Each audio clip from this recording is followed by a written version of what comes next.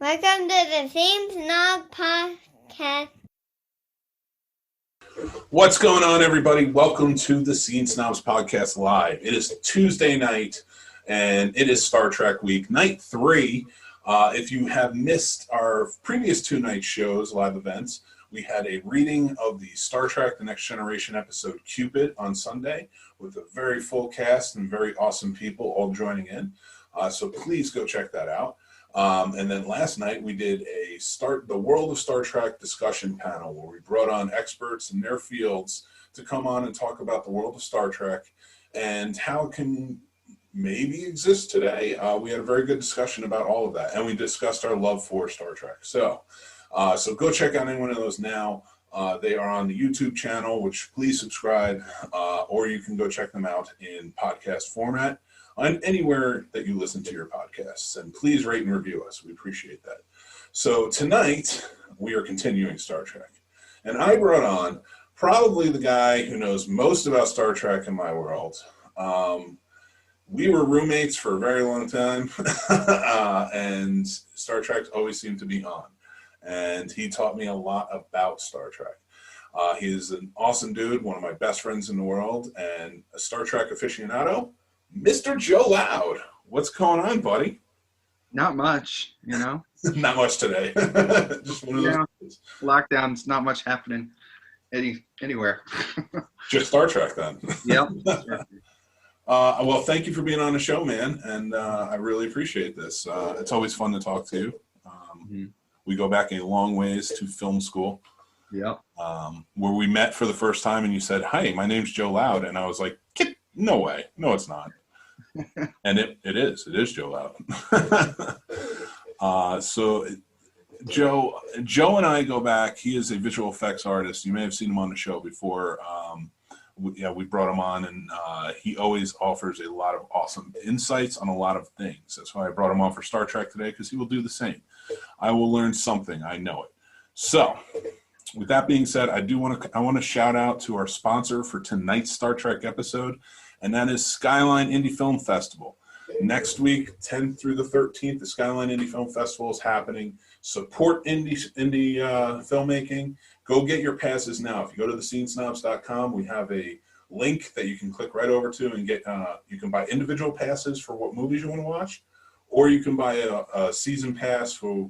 That way you can watch all, I think it's like 70 movies they have out. And I've watched quite a few of them because we are sponsoring that event, but they are sponsoring tonight's episode. So kind of cross sponsorship. So go check it out. And also next week we will be doing live Skyline interviews and things like that on the Scene Snobs. So we are very excited about that as well. And we are doing with Scripts Gone Wild, the, what's it called? The Princess Bride script reading. So that's going to be very exciting. I am also in that. Now I am bragging way too much because my friend is here and I want to talk to him. So let's get down to Star Trek. All right. Joe, what's going on, man? I have a few subjects to talk to you about tonight that I think will be interesting. And we've long debated one of these things. Yeah. And I've definitely come around to see it your way, but I want to rank the captains of Star Trek. And I want to add, any peripheral captains you think deserve to be on that list. We'll keep it at 10. If we don't keep it at 10, we'll be here all night. So I want to go over, and I'm going to kind of, I'm going to bow down to you on this a little bit, and you tell me who you think at least deserves to be on the list, and then we can rank from there. Well, I mean, obviously there's kind of the big 5 of the original series. You have Kirk, Picard, Sisko, Janeway, and Archer. I mean, Jellicoe is we've talked about him before. Trying to think of who else. When we get to, if he's in the top 10, if we get to that ranking, I am going to fight hard for him. Well, I guess, but I was only thinking about the main 5 there, because I mean those were those are the ones I'm most familiar with. So a lot of the peripheral ones, I have to see what you say there. Well, I mean, you have Sulu. You have Sulu. Sulu, yes. We have. I mean, you could put Spock. Spock was a captain at the time. That's true. So I mean, you can add, as long as they've held the rank of captain. They were a captain in the world of Star Trek, so they kind of get a pass to be in there. Even Scotty was a captain at one point. Worf was a captain. Oh yeah. So it's really, and I don't know if you want to do it, but because we haven't seen him in action, I would put Riker on there because even his very short piece, because we didn't really see him get the captain other than the times that he took over the Enterprise during the show. Yeah. But he did get the Titan at the end of, or at the beginning of Nemesis. And then we saw him in Picard. He was an admiral, but he was an acting captain at the time. So I think he's had enough screen time as a captain where he could be kind of put in there. How about I mean, but like you can't say Geordi. Geordi is now a captain too, but he was barely seen. He was just mentioned as a captain. Yeah. But it has been they have said, the writers of Star Trek, the new series of Picard, that Worf is the captain of the Enterprise. So. And the other Captain Picard. Oh God. Beverly Picard. Beverly Picard, that is true. And she did take a few shifts running the bridge sometimes. So you got to give it to her. Oh man. But there's other captains too. Like, I mean, we have captains in the Klingons or the Romulans, and such. Or do we just want to stick with Starfleet? I don't want to get too far out in there. Fair. That's very fair. Yeah. One day we should just sit down off camera, just try and figure out who is the most effective captain. Not the best, the most effective. Because let's face facts, Picard is the worst. We all know this. It just happens. I'm pissing off whoever's watching right now. But well, there's something to be said about that. And let's start this with Sisko and Picard, because they started out adversarial. And then, came back around and Sisko had more respect for him, but they were two very different captains. Who do you rank above who? Well, I mean, I'm admittedly I'm completely biased because Picard's my favorite.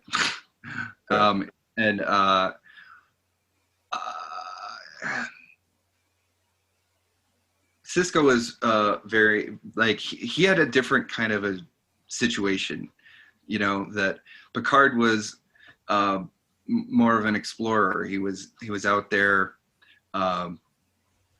finding new worlds and new civilizations. But Sisko had he was, helping the Bajorans rebuild their society. So they had kind of different jobs. So the way we saw them, we didn't really see Picard much in a kind of a conflict situation where we saw Sisko in that. So Sisko had to make a lot of tough decisions, and so I mean, Picard did we really see? I don't think there was never really a war. There were some, there were combat situations with Picard, but he didn't. They did some stuff with the Maquis and the Cardassians and stuff like that, Yeah, and so I would say you're right. If it's more Sisko, like, maybe not, his reach wasn't as far grasp as like Picard's, but he was dealing with a lot of things all at once. Yeah. Picard generally only had to deal with one issue at a time. whereas Cisco was keeping the peace. And that's why I would probably rank him higher. Again, this isn't a best captains list. This is a, who's the better captain? No, who's the more effective, I think we should stick with at this time. Mm-hmm. And for the time, I would say that would probably be Cisco, because although Picard was very challenged in his new series, mm-hmm. so that kind of gets some credit there. If we still want to count them as the captain, Oh yeah. He got promoted, didn't he? He was an admiral, yeah, because remember he became an ambassador to Romulan. Yeah. So, I mean, yeah, it's tough because they're definitely would be my top 1 and 2, honestly. Okay. That if I put Picard first, Cisco's a close second to me. All right, well, let's table them then, because I feel like that is a tough one, and we got the rest of the list to go through. Mm-hmm. So who's your number 3? Number 3 would probably be Kirk. Okay. Where I would put Kirk, and I'm thinking mostly of the movies Kirk, because the Kirk of the original show is very 60s. I'm watching it again recently, and it's sometimes I kind of like what am I watching? It's it's where it all started. It established everything that we love, but in the first season they were still figuring it out. They were trying to figure out what everything is, and there's a lot of inconsistencies with stuff that got established later that kind of doesn't totally make sense with the original series. I am kind of going off on a tangent. I'm just talking about Kirk, really. The Kirk of the movies, though, is what I favor, because I think that's a fair comparison to the other ones, because they're closer in time to The Next Generation, Deep Space Nine. Mm-hmm. So he's the one who I think of when I'm thinking of Kirk. But what about, okay, so if we're going to say Kirk, are we counting not just Shatner's Kirk, but Pine's Kirk too? Well, I guess I wasn't considering Pine's Kirk. Or is he his own entity to be on this list? Is he his own entity, like his own captain to be on the list? I would think it's probably fair to consider them two different characters, because the point was, that the timeline changed and made Kirk into a different person almost, So he had a different upbringing. So that's a fair, yeah. I mean, his father died in the alternative universe. So, all right, I'll agree to that. Let's make him his own. And so you're sticking with Shatner Kirk for third? Yeah. I'm going to go with, and only for a short period of time, ahead of Kirk. And you know how much I love Kirk, so, but effective wise, because he just seemed more seasoned, is Captain Pike. Oh, which one? I'm going to go with the... Well, is it the Discovery one? Yeah, I'll go with Anson Mount's. I have to admit, I haven't watched Discovery all the way through. I like it, and I like. I want to like it. I want to keep going with it, but I just I always run out of steam after the first few episodes, and then I don't pick. I have the first season on Blu-ray. I bought it because I want to support Trek, and I want to watch it. I just haven't gotten a chance to do it yet. I've gotten myself to, and I feel bad about it, because I enjoyed Picard, but yeah, Discovery I've had a hard time sticking with. So, and as for my judgments on any of the captains on those shows, it's going to be fuzzy for me. I haven't seen a whole lot of them. Okay, so then you are saying Jellicoe is number one? Yes. Okay, good. Ariel from Ride the Omnibus Podcast is commenting along. Ariel, Please keep the comments coming. Thank you for watching. She has been a great guest the past couple of nights. Really appreciated all your help. And you have a great podcast, anybody watching. But I'm going to read this comment when we go back to the Picard-Cisco debate. Okay. Because it's going to take, it's very prevalent to that, and I want to add to it. So let's kind of power through. Okay, so I'll agree with you then, because you haven't seen the Ensign Mount Pike. Let's stick Kirk, Shatner's Kirk, in the third spot. Okay. But I will argue for Pike being at least in the fourth spot. Okay. Especially, when the fans jumped on it and now they're getting their own show because of it. So that should be exciting to be able to go back and see the Enterprise before Kirk in a show. Are we considering what's his name, the La Serena captain from Picard? Oh, yeah, I forget his name. The one with all the emergency holograms. That looked just like him. Yeah. Yeah. No, I mean, he was pretty good captain. I wouldn't put him in the top 5. Would you put Janeway in the top 5?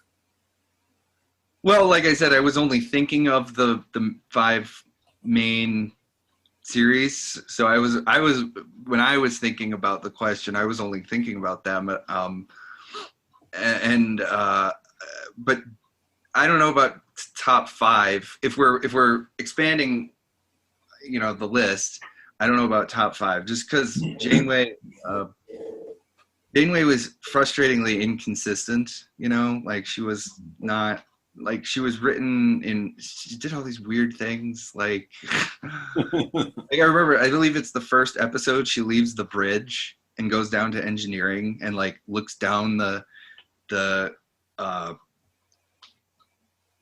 warp reactor. Like it's like she's got to get her hands on things, and like I guess I get what you're trying to do with the character, like make her like she's hands on. She knows how, like, cool. She doesn't need to go down there. I guess wasn't it that the main engineer died? Wasn't actually, now that I think about it. You might have. It's been a long time. Because I think wasn't B'Elanna Maquis? Wasn't she one of the Maquis?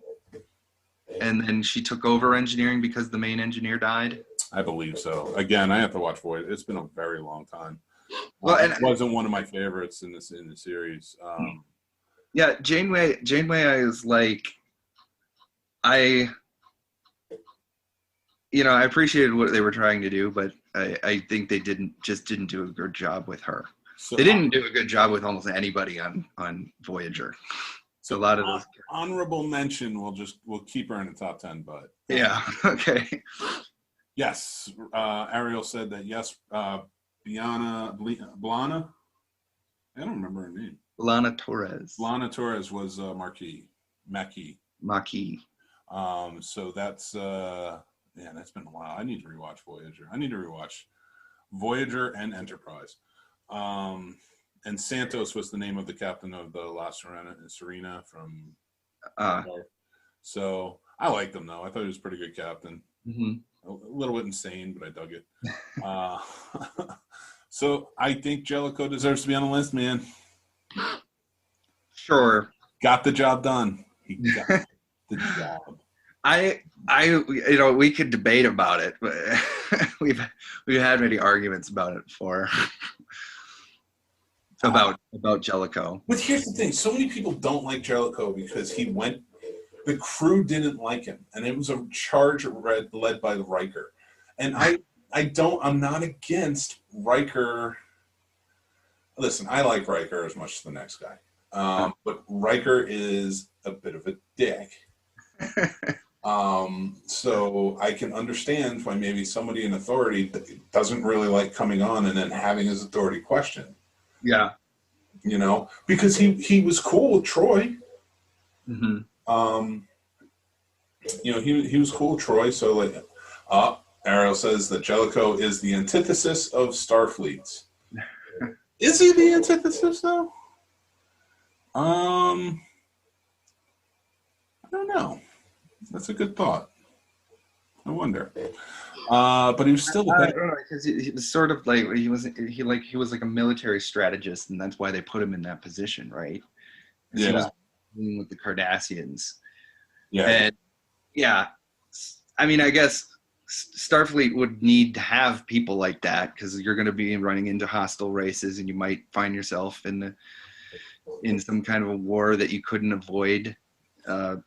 Technically, Section 31 is the antithesis of Star. Yes, that's true. And he would be. I mean, he's not a. I could see him working closely with Section 31, or because he is a military strategist, like you said. We've talked about it before, but I think one of the things I always found annoying about him was how, it was a petty thing. It was a lot of petty little things. It's like he was always trying to get everybody to change how they did everything. And I would argue that it's better to let people do things the way they have been doing them, and they're going to be more, like, if you're changing up everybody's sleep schedules or whatever, their shift schedules, there's going to lead to more. It's like daylight savings time. We change people's sleep patterns. It messes with their readiness. I felt like his choice to change the shifts was going to hinder the efficiency of the Enterprise more than it would make it more efficient.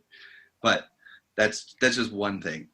But there's an argument against that for management stuff. I mean, we should have just made this not rank the captains. We should have made this, okay, Jellicoe, effective captain or no. We can do that. To a management style where a brand new manager comes in and kind of changes things up, to kind of test the abilities of, let's, like, if you equate it like a new manager at a store, walks in and then he changes things up because maybe he was at a different store and he's doing things completely different. Now, if things were running well at the store, he's just doing it to maybe test them, push them to their brink, and to see how well they can work under pressure, because he has to see it firsthand going into a situation with the Kardashians. Mm-hmm. So, I mean, there's something to be said about that. It didn't help that Riker was kind of douchey in that episode. Mm-hmm. It was a little petulant about. Yeah, and like, because he came off like, because I don't even think that Jellicoe initially had a problem with. Weird. He left Starfleet because his captain was giving him some orders to change some things. It's like, really, like that whole thing was kind of like, I can understand, like I mentioned before, Steve Shives, he did a video on Captain Jellicoe, and so that if you go check that out sometime. But yeah, I mean, he got the job done. It's the way they wrote the episode. He got them Cardassians. I will tell you, he did get those Kardashians. We got to give him that. But so I think Jellicoe deserves to be on the list just for his small time on the. Okay. Oh yeah, he had a presence, even though he was only there for two part. It was a 2-part episode, right? Yeah. So let's give him. I say we give him number 10. Okay. There's going to be people who are pissed off that we can put him on the list. So we need. So we've Kirk at 3. We have what's his name at Pike at 4. So we need 5 through 9. All right. Here's my quick ones to go over real quick before we get on to the next thing. Mm-hmm. We have. I'm going to say Riker should go at 5. Okay. Just for that badass speech he gave him, Picard. And he's just for the Enterprise finale. Yeah, absolutely. He was there, and he was in the holodeck. So why not? Not on the bridge. He was just on the holodeck. He's still dreaming about being on the Enterprise so much that he put it on the holodeck and didn't even do his own crew.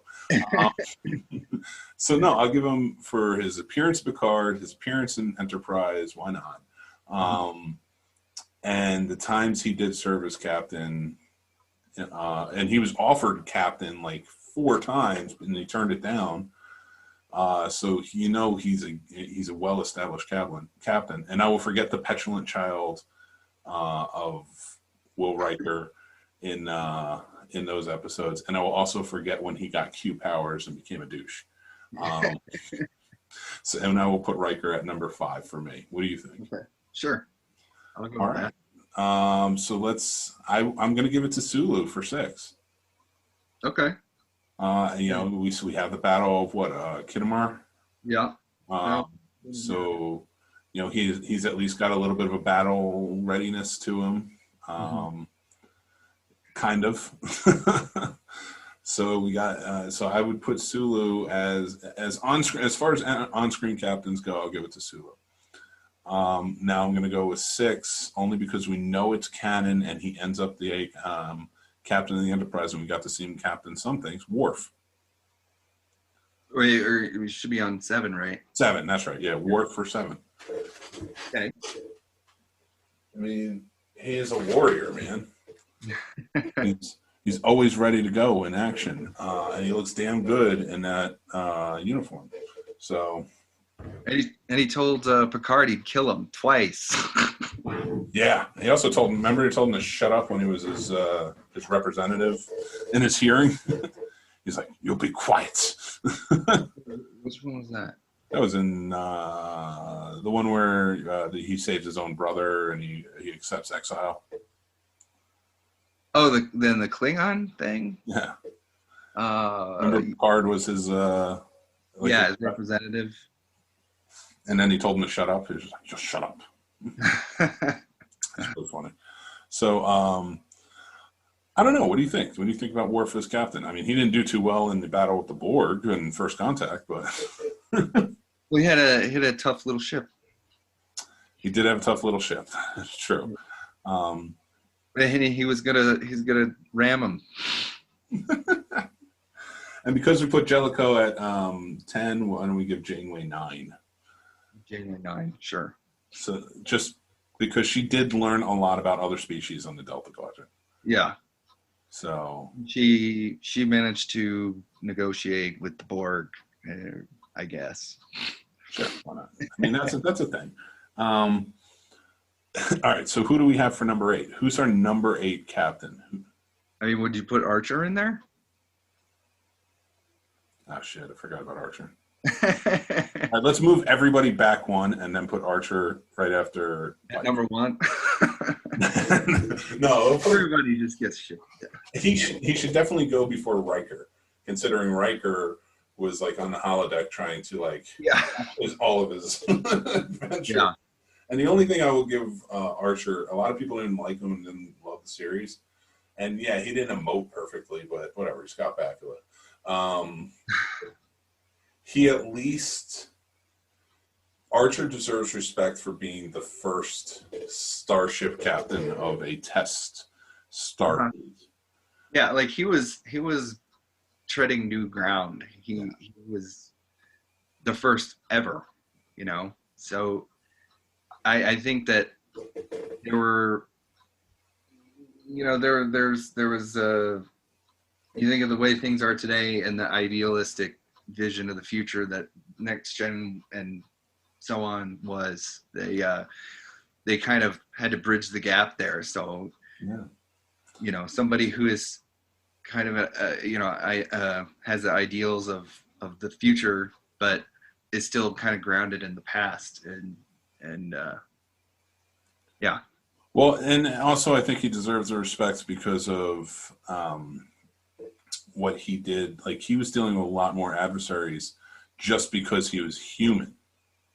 Mm-hmm. Taking over this new Enterprise, this flagship for them. And a lot of even the allies of the Federation before the Federation didn't, they didn't trust him, but it was because they didn't really trust humans fully. Yeah. So he had a lot on his shoulders there too. Like, it was like, I have people who want to kill me out there that I haven't even met yet.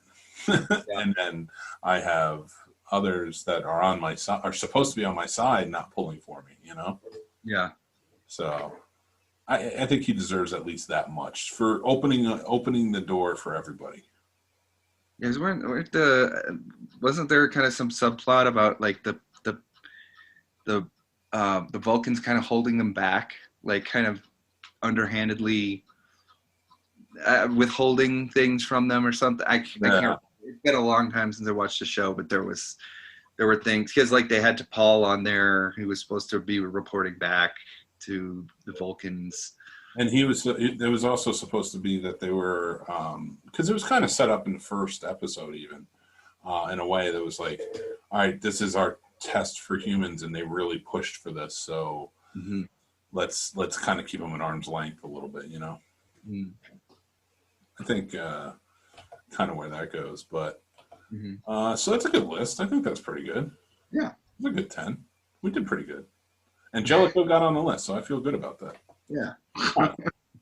Moving on to the next topic, I want to talk about the villains of Star Trek. Now, I don't want to rank anybody. I just want to talk about them a little bit. I want to get your feelings on who works where and what, maybe like not just what captain, but what Starfleet's commands could you see the Cardassians and the Enterprise D go up against each other? Could they handle it, or could the Enterprise, the first 1701, handle the Cardassians or the Romulans of their time? Well, their VFX were much older, so they probably wouldn't have been able to keep up with the new VFX of the night. No, I don't know. Well, let's start here. Let's go from who in your opinion was maybe not the most evil, but the best villain on Star Trek, the one that stands out the most. The one that immediately comes to my mind is Dukat. Okay. Because he's probably the villain we see the most of and get to know the best. There's the most character building around him, and see what he's like. And he has a daughter, and he, is willing to kill her to not dishonor his family or whatever that was. Yeah. He's just the most fleshed out, and while he's kind of he's a bad guy, but he's got you get to know him in a way that you kind of some of the things you can kind of understand why he thinks that he has to do the things that he does. They did give him some sympathy. I'll give you that. Yeah, he's the most fleshed out as a character of all the villains, I think. Now, what would you say but yes, Dukat being Cardassian, for anybody who's listening and doesn't know that, who would you say I don't want to say the overall race, because like not every Klingon is evil or an enemy. Not every Cardassian is, not every Romulan is. But who would you say the overall factions maybe out of the grouping of adversaries that Starfleet had? You're talking about like the entire factions? Yeah. Like the Klingons or the Romulans or... No, I like your answer of Dukat. Oh, okay. I wanted to hear that, but now I'm going on to a more broader sense of like, is it the Klingons? Is it the Cardassians? Is it the Romulans? Is it the Dominion?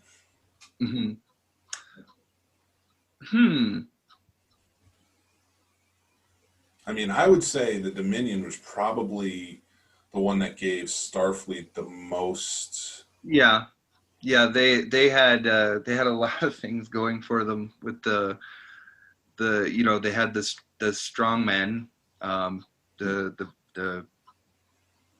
why am I forgetting their name right now? I can't remember. The Jem'Hadar, and then the changelings themselves were they could be anywhere, and so they had that threat going on. So they had a lot on their hands with the Dominion, I guess. Yeah. The Which for me, if you have that type of power structure, but they were defeated very quickly. So, but like somebody like the Klingons, if you think about it, were around for hundreds of years in almost a Cold War standoff until they finally started to, the peace finally kind of came about in Star Trek VI. You know, like they started to finally having a treaty. But even after then, it was still kind of like I see you, I know where you are, sort of thing. Yeah. So, like, comparative to how long it took Starfleet to deal with each. You know, and I'm not just saying the Klingons, even the Romulans were for. But I mean, like, there was, I think, in the lore of Star Trek, wasn't there a Klingon war? Early on, yeah. Yeah. That's why I remember Scotty has like sort of a prejudice against Klingons. Yeah. Well, kind of everybody does in the old Star Trek. Yeah, but mostly because he fought against them. Yeah. Oh, you mean like he fought against them before? Yeah, remember when they got in a fight with was it the Tribble episode? Oh yes. He called the Enterprise a garbage scow. Which another one, you get Cisco going back in time and meeting Kirk. And being all fanboy about it too. Yeah, I mean, I guess because we didn't really see the actual war with the Klingons, it may have only been as long as the Dominion War. Because didn't it return the tide for the Federation, like getting other. It's like they had the Klingons. It's been a long time since I've watched Deep Space Nine. But didn't they had the Klingons on their side already, and they had to convince the Romulans to get on their side too? Yeah, for the Dominion War, they did. Yeah, but then wasn't it like a last minute where like they somehow convinced the Cardassians to ditch the? They do eventually. I don't remember how it all turned. Yeah, out. I think that's what kind of turned the tides, is that the Cardassian dropped out and they started fighting alongside the. Well, I could be misremembering. The Cardassians had their own civil war going on. Oh, okay. And that was like kind of where that led into. It led to them having such a war and being starved in certain areas and things like that. Mm-hmm. That it turned around and I think they were able to like kind of convince them, like, what are you doing? Like just get out of it, because they didn't team up with Starfleet. Okay. I don't remember them teaming up with Starfleet, but I think you might well be right. I'm not remembering exactly how all that played out at the end. I really need to watch that show again. Yeah. I need to watch it all again. Like The Next Generation, I will seriously, like, I'll start it at season 3 and just let it play in the background all the time. I've seen that one so many times, but all the other ones, I don't binge them as often. You know what? Actually, let me ask you about that, because last night on the discussion panel, we kind of talked about it, and I said, I have a soft spot in my heart for the first 2 seasons of Star Trek Next Generation. Uh-huh. And I was met with quite a few groans in the discussion panel. And I want to get your opinion on it. Like, I realize it's night and day once, 3, 4 definitely, and on. Of Next Generation, how they were handled and the storylines and everything else compared to the first 2 seasons. Mm-hmm. But what's your take on the first 2 seasons? My first 2 seasons, or my view on the first 2 seasons, is just that to me they're skippable. But there are some good episodes in those first 2 seasons. It's just that it's more uneven, and I just if I'm gonna binge the show, I just started at season 3. I not that I have to. I could start it at season 1, but it's just if I want to get through the whole series in a week or something, I'll skip the first 2 seasons. I mean, yes, there are some episodes. Like Measure of a Man is season 2. It's first or second season. Yeah. That's one of the best episodes in the series, and trying to think of others right now, but I mean, listen, it is what it is. Like you said, it was Planet of the Week, especially in those first 2 seasons. Yeah. But I think it worked out, and there was some argument to the facts last night about the Next Generation. All characters are the same from the beginning and the end. I tend to disagree. I'm not saying there was much character in the way of character changing or adapting over time, but I will say that I think things did change. I mean, Voyager was the worst for that. Voyager was the one where it's literally nobody changed. Tom Paris and B'Elanna got married. Harry Kim's like an ensign the whole time. He's serving on a ship in a Delta Quadrant, and doesn't even get a field promotion at all. Like, the poor guy. He'll field the Delta Flyer and stuff, and he just can't catch a break.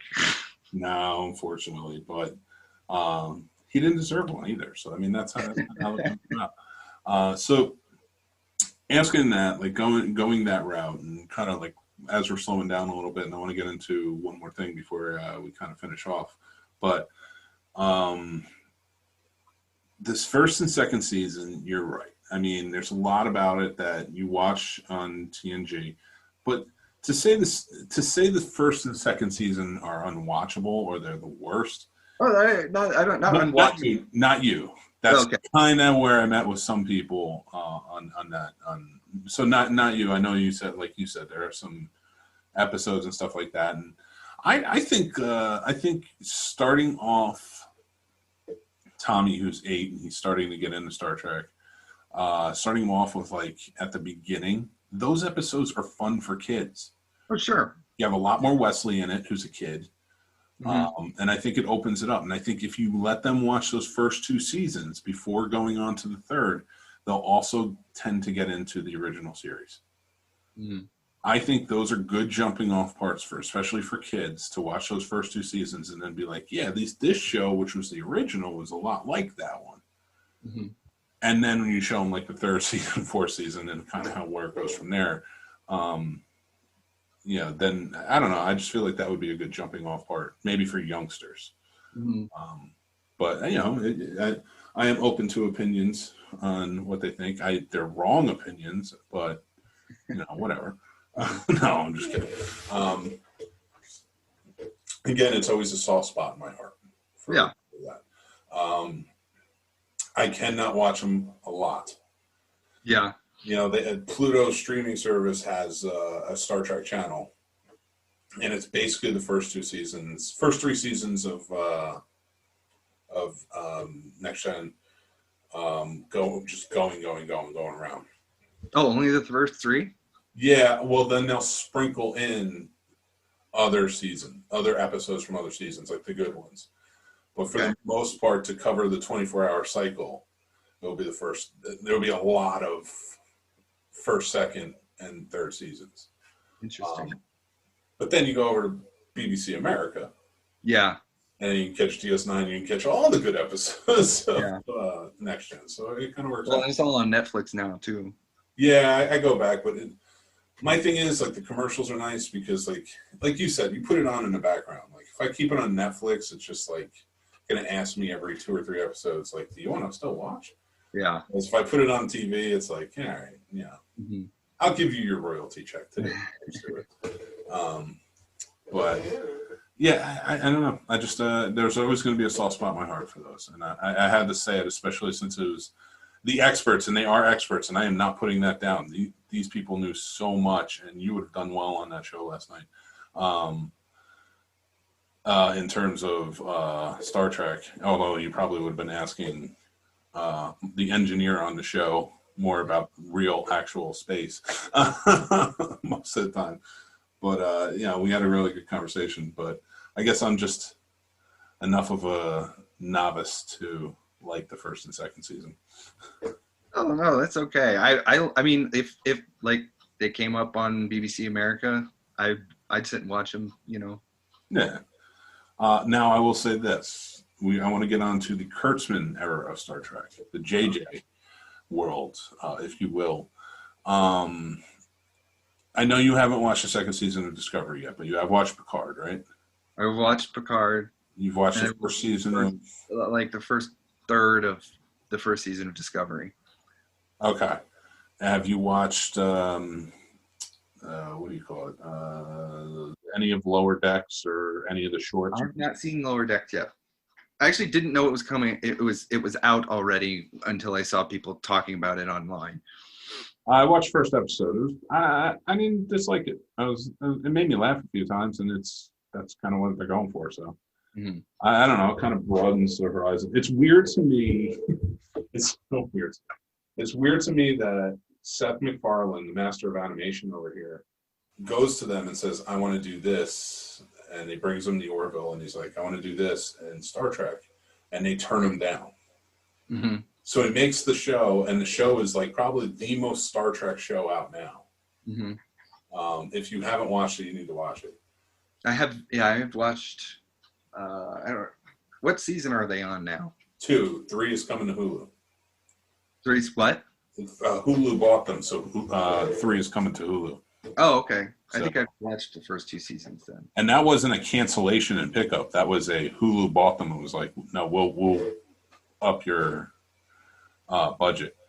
Okay. So because it's that good of a show, but like it fits perfectly within, like it's like Next Gen or DS9 things like it, they could have done this about a ship that's like off and a side character ship. Like they're not the important explorers. They're the ones that go and they make runs, or they're ambassadors for something, and through it, they're building themselves up through their adventures to becoming a more prominent ship. And it's very cool how they do it. And it's just really well done. I think you'd really enjoy it. It's very reminiscent of TNG, the good years. So you take that show, and he took that to Star Trek, and the people of Star Trek, they said, no, you're out of here. Now, Orville is the most Star Trek thing out now. And now you get Lower Decks, which is an animation that's almost trying to be on par with like a Family Guy or that. Not in looks or, not aesthetically, but like the comedy sort of feel to it and stuff like that tied into Star Trek. Mm-hmm. Yeah. And it's about a ship that isn't like a main running ship in Starfleet. It's just they kind of go off and they do secondary things and stuff like that. I'm just like, you could have had it, man. You could have had it. So, I actually had that idea back in high school. I know you told me that. Actually, I do remember you telling me that.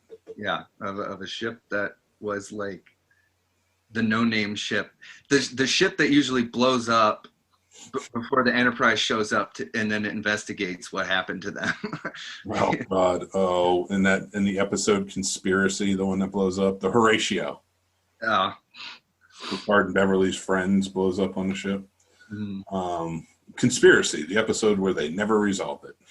Yeah. Actually, what they were trying to do in the first season was there were little tiny threads that led up to Conspiracy, mm-hmm. and it was originally going to lead up to the Borg, but they didn't have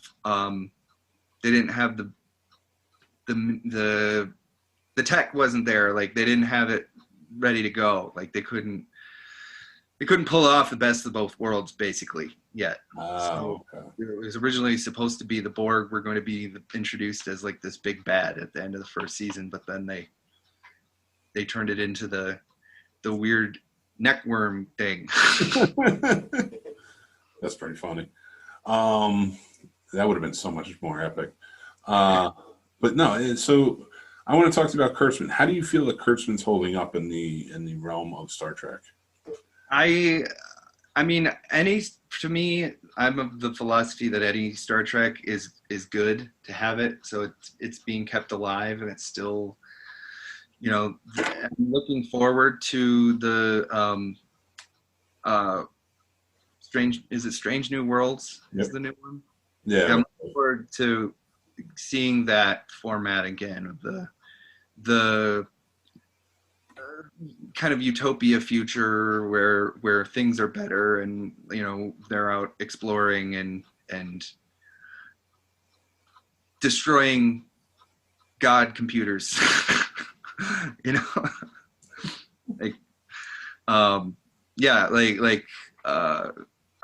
looking forward to seeing what that is. I enjoyed Picard. I thought it had pacing issues, 'cause it seemed like it took like 4 episodes to finally get moving, but I guess I can kind of understand why they did that, but otherwise I enjoyed that series. And then Discovery I feel like was too different. It was too I'll have to let it grow on me. I have to go and watch it, like I said, and it was just kind of a shock. And it's like, what am I looking at? And I don't like in Discovery the arguing, fellow crewmates arguing with each other. And it's like, because that was actually something that Roddenberry stipulated shouldn't happen in the original show, and that crewmates will all be focused on working the problem together. And there might be little, you can cite examples of where some people. There's always going to be some sort of bickering, but you're right. It shouldn't be that. It should be. Yeah, characters were never adversarial. Like, they didn't hate each other. Though you could kind of argue that maybe McCoy and Spock were a bit adversarial at times. Well, but I'll tell you, in the second season of Discovery, they kind of put an end to that, and I think that's because that was a big complaint. Uh-huh. It was like, why are they bickering all the time? Why are they fighting? Like, it wasn't Roddenberry's view of it. And then they do start working together, to the weird thing that J.J. Abrams does for some reason, or Kurtzman even writes it that way, where they're all talking and they're each taking a different part of the sentence. Yeah. And I hate that. I hate that type of dialogue, but I think that it was such a heavy-handed way to be like, they do work together, see? And a lot of it had to do with, and then they kind of, I don't want to say they shoehorned it in, but it's so weird. It's like they wrote themselves. I'm going to spoil it a little bit for you. Okay. That's okay. Because the first season was supposed to take place so she could be Spock's sister, that we never heard of. They set it before Enterprise, before the original series, I should say, and then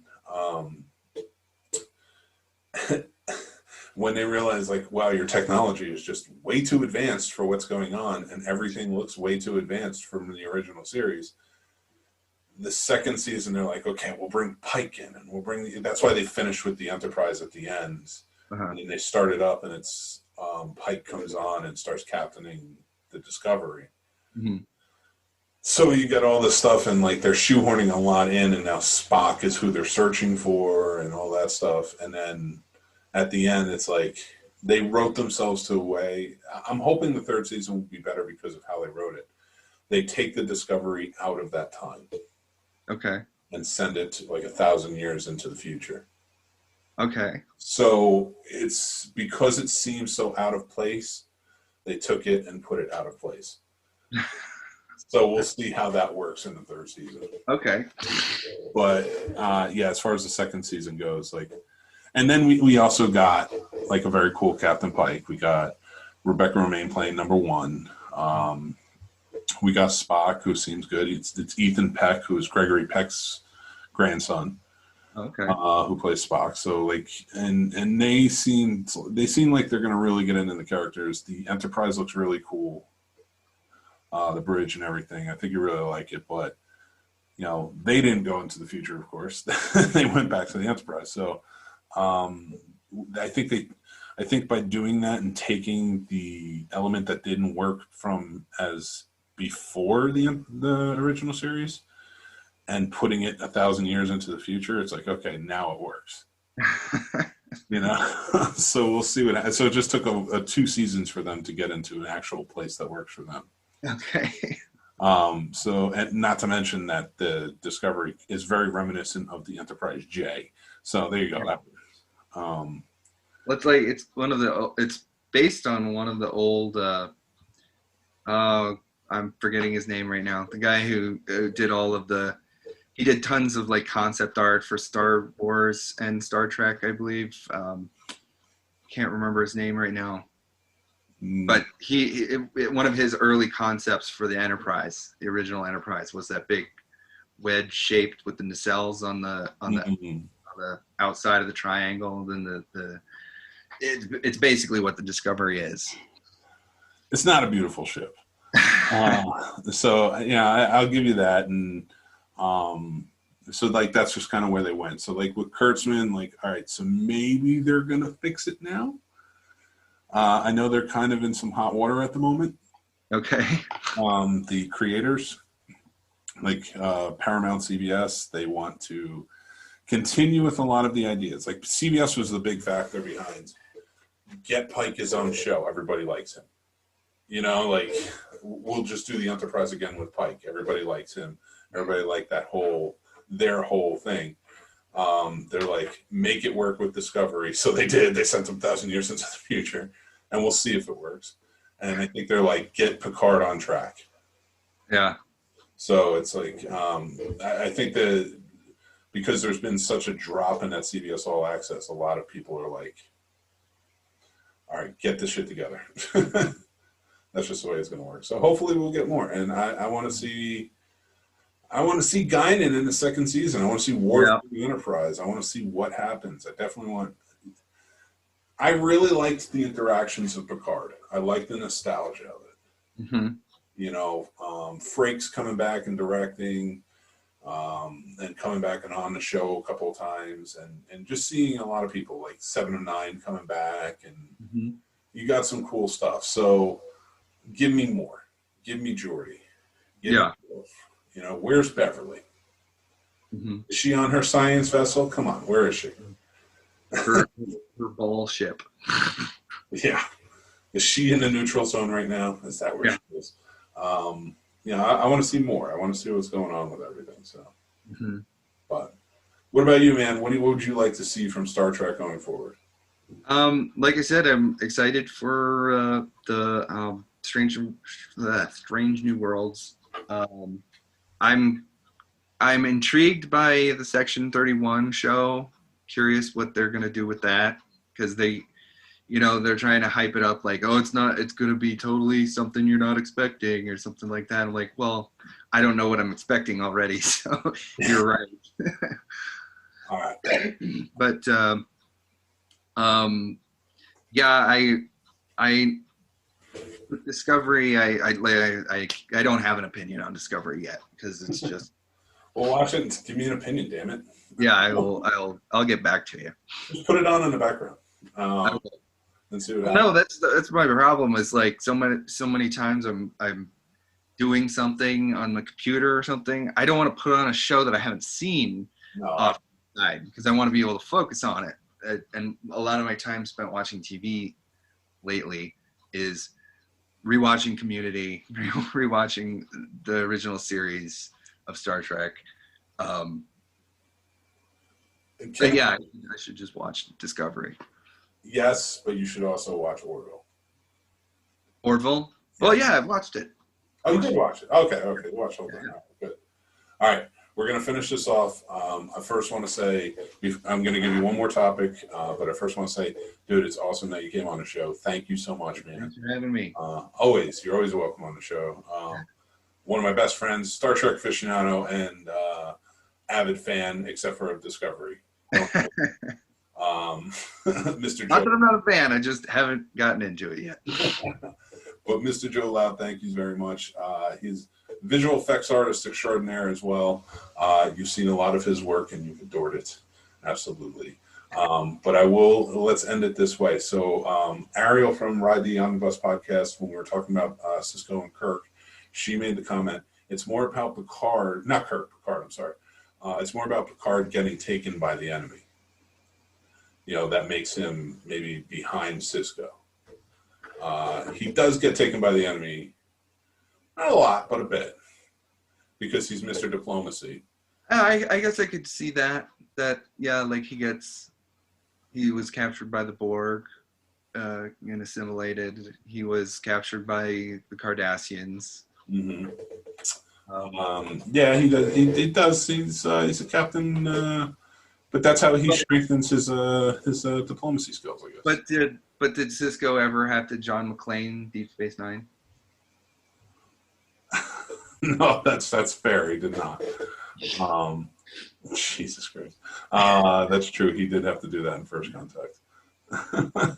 So, who do you put? Is it First Contact that gives? No. Starship Mine. The episode Starship Mine. Oh, that's right. And the only one on the ship, and the guys are trying to hijack the Enterprise. Well, technically, he did it twice then. Because First Contact was basically a Die Hard situation. Yeah, I kind of. Well, that was more like it was sort of a battle taking place on their ship. Like they were assimilating deck by deck. And yeah. Okay, so it was. But he did go, like one man his way back to save Data. Starship Mine for was definitely Die Hard, and First Contact was definitely Die Hard too. So that's basically what it goes down to. Die Harder.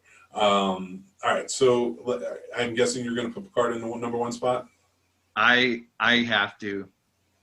That's very fair. But with Cisco at a very close second. I will agree to your terms, sir. So and like I wanted to agree with what a lot of your guests last night were saying about how they felt that if we had seen Cisco in a position like Picard, where he was like kind of what I was bringing up earlier, if Cisco was in a Planet of the Week kind of situation, that we may have seen more of a Picard-like Cisco, and but he was more of the nitty-gritty, down and dirty kind of man of action kind of guy. Yes, that's true. And so I think the reason I brought that up before was because of why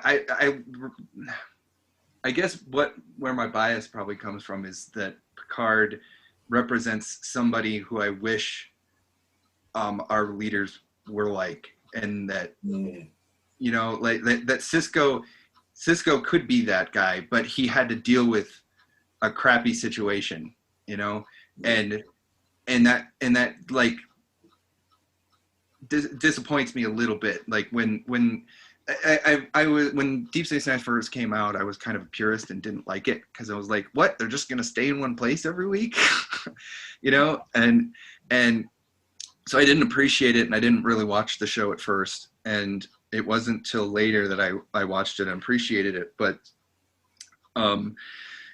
it was different from the utopia that I was seeing in Star Trek, and it was trying to show maybe some of the flaws in how that society was like, don't show me the flaws, show me how we make it better. Show me how we make our society what we should be like. I do like that. It does give you a feeling of yes, even if we do have a utopia, some parts of society are going to have to be a problem. Like that is a show that's very much a Western. That is the captain of a very distant, out in the middle of nowhere West fort with a scruffy group of cavalrymen. Like Bashir even says it in the first episode, like how this is frontier medicine, Absolutely. So and that's what it was. It was that frontier cavalrymen having to protect their fort from all of these different factions, and then a war goes on and everything else. So I liked that aspect of like the deep reaches of space are still going to have some issues. It's not going to be what Starfleet and the Federation have built in their areas. But you're right. I do like the idea of next gen and that continuum. And that isn't to say that I dislike Deep Space Nine. No. It was a departure from, and it kind of goes into where things have come with Picard, like showing this future where maybe the Federation aren't the bastion of progress or whatever that we saw before, that they're stubborn and they're kind of paranoid and slow to react to a problem, and they tucked tail and ran when the Romulans needed them and stuff like that. And it's like, Picard's complaining, it's like, it wasn't Starfleet, and yeah, so I like it for what it is. But that's why I said why I'm looking forward to the Strange New Worlds and seeing the hopeful future again. And I like that even more because that was them. Like, it was a utopia, but it still kind of wasn't. Like, there was still things that they had to experience, but if you went back to Earth, it was utopia. To Vulcan, it's a utopia. Like, so that each one of the federations were safer at that point. It was, they had to go out to find the adventure. Whereas with next gen, like, the adventure was kind of knocking at the door at all times, like, adversaries things. But I will give it to Picard. A lot of people said, like, I don't understand how Starfleet is so terrible to Picard and why Picard doesn't trust Starfleet. And I was like, you obviously never watched next gen. Uh-huh. Because the biggest adversaries he faced in next gen were all of these damn corrupt admirals. And that's where I'm going to end it. And that's why he cut through a lot of bureaucracy in that whole show, and a lot of corruption and such, and in Utopia. Well, I'm trying to think, because there was one guy who was possessed by an alien, and Nechayev, she wasn't corrupt. She was just kind of a hard ass. But even then, like, they always were doubting him or whatever else, and then, like, you had the conspiracy in the beginning, and all the way into insurrection, and there's just always something going on. But you can understand. And then, like, when he's like, "We're Starfleet, we're supposed to help the Romulans," and they're like, "No, we're good," and he gets fired. It's like, there's no reason. Of course, he's gonna, like, resign to his little hole at the chateau and just kind of be a beaten man, is because they finally beat him and drummed him out of Starfleet. Yeah. And they've been trying to do it for years, but now he's back and he's stronger than ever because he's an android. And that's where I'm going to leave it. I want to thank my guest, Joe Loud, for being on the show tonight to talk about Star Trek. Thank you for my sponsor, Skyline Indie Film Fest. Passes are on sale now. Go buy them. There's a link on scenesnobs.com. Join us every Tuesday live at 9:30 p.m. Next week, my guest is Sasha, the Princess of Darkness herself. So we'll be jumping on the show. We have some good topics planned for that, so stay tuned. Tomorrow night at 7:30 p.m. live, we are going. We have Behind the Box podcast. We were talking about the cult Trek, the cult side of Trek, and we're going to be comparing the movies. Our recommendations last week were to watch Space Seed, The Wrath of Khan, and Into Darkness, and we're going to be comparing those storylines. So as we go on with that, we will have a special Star Trek painting on Thursday with Rob Paints the Movies, and then, of course, on Friday night, it's fun time with Friday night showcase. We have about 5 or 6 guests coming on with Trek. We're all going to have some drinks. We're going to play some trivia, and we're going to go right along with it, and there will be prizes attached. So stay tuned for that. It's going to be a good time.